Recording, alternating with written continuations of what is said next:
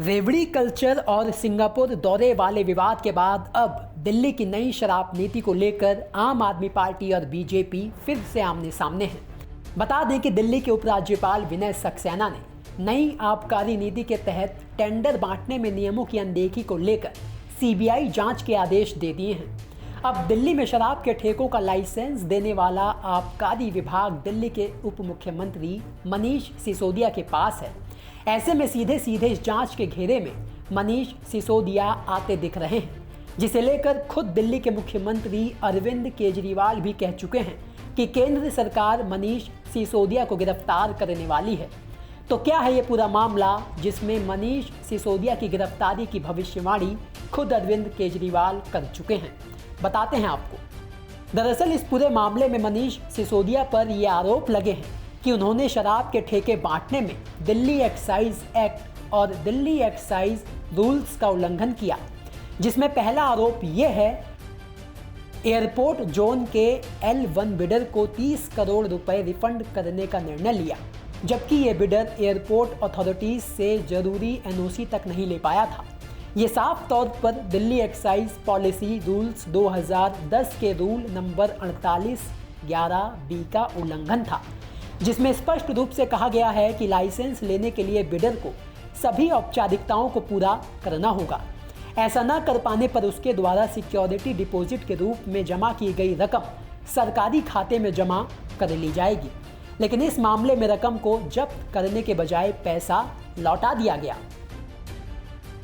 दूसरा आरोप यह है कि एक्साइज विभाग ने 8 नवंबर 2021 को एक आदेश जारी करके विदेशी शराब के रेट कैलकुलेशन का फॉर्मूला बदल दिया और बियर के केस पर लगने वाली 50 रुपये की इंपोर्ट फीस को हटा दिया।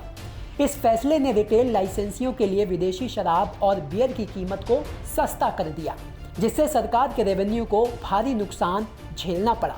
टेंडर जारी होने के बाद भी लाइसेंस धारकों को गैर वाजिब वित्तीय लाभ पहुंचाने के लिए इस तरह के निर्णय लिए जाते रहे। तीसरा आरोप यह है कि बिना किसी मजबूत आधार और कारण के तय समय पर लाइसेंस फीस, ब्याज और पेनल्टी ना भरने वाले लाइसेंस धारकों के खिलाफ उचित कार्रवाई करने के बजाय एक्साइज डिपार्टमेंट ने टेंडर दस्तावेजों में किए गए प्रावधानों में ही ढील दे दी।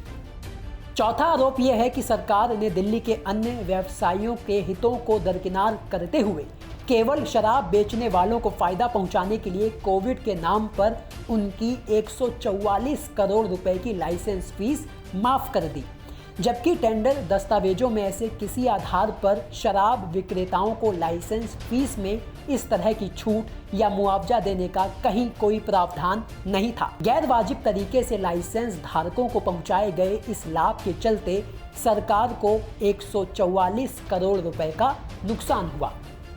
पांचवा आरोप यह है कि सरकार ने बिना किसी ठोस आधार या विचार विमर्श और आवश्यकताओं का आंकलन किए बिना हर वार्ड में शराब की कम से कम 2 दुकानें खोलने की शर्त टेंडर में रखी, ताकि टेंडर जारी होने के बाद भी लाइसेंस धारकों को लाभ पहुंचाया जा सके। बाद में एक्साइज विभाग ने बिना किसी अथॉरिटी से मंजूरी लिए नियमों के खिलाफ जाकर लाइसेंस धारकों को नॉन कन्फर्मिंग वार्डों की जगह कन्फर्मिंग एरिया में 2 से ज़्यादा दुकानें खोलने की इजाज़त भी दे दी। छठा आरोप यह है कि शराब की बिक्री और सेवन को प्रमोट ना करने के नियम का उल्लंघन करते हुए दिल्ली सरकार ने अपने चहेते लाइसेंस धारकों के खिलाफ दिल्ली एक्साइज एक्ट 2009 के सेक्शन 9 के तहत भी कोई कार्रवाई नहीं की, जो सोशल मीडिया बैनर्स और होर्डिंग के जरिए खुलकर शराब की बिक्री का प्रचार प्रसार कर रहे थे।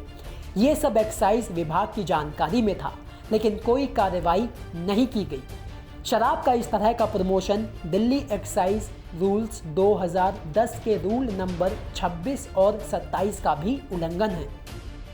जबकि सातवां और आखिरी आरोप यह है कि लाइसेंस फीस में कोई बढ़ोतरी किए बिना लाइसेंस धारकों को सीधे तौर पर लाभ पहुंचाने के लिए L7Z और L1 लाइसेंस धारकों का ऑपरेशनल पीरियड पहले 1 अप्रैल 2022 से बढ़ाकर 31 मई 2022 तक किया गया और फिर इसे 1 जून 2022 से बढ़ाकर 31 जुलाई 2022 तक कर दिया गया।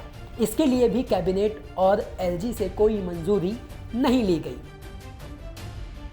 तो ये हैं वो 7 आरोप जो सीधे सीधे दिल्ली सरकार में नंबर 2 यानी मनीष सिसोदिया पर लगे हैं।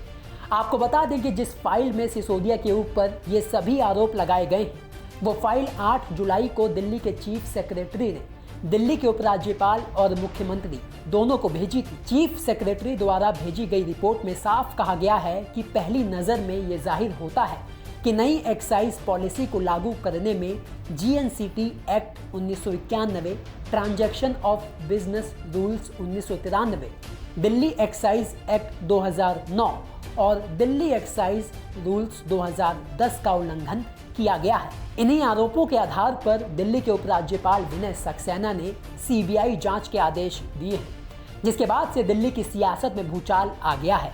विपक्षी पार्टियां केजरीवाल सरकार को घेरने का कोई मौका नहीं छोड़ रही हैं, तो वहीं दूसरी तरफ केजरीवाल सरकार इस जांच को पॉलिटिकल वेंडेटा बता रही है। अब किसकी बात में कितनी सच्चाई है, ये तो जांच के बाद ही साफ हो पाएगा। ब्यूरो रिपोर्ट, दिल्ली तक।